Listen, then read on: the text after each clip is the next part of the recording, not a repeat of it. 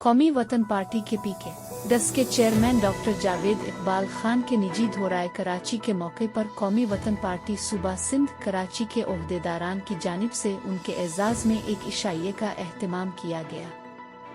इशाइये में कौमी वतन पार्टी के सीनियर रहनुमा और कारकुनान ने बड़ी तादाद में शिरकत की।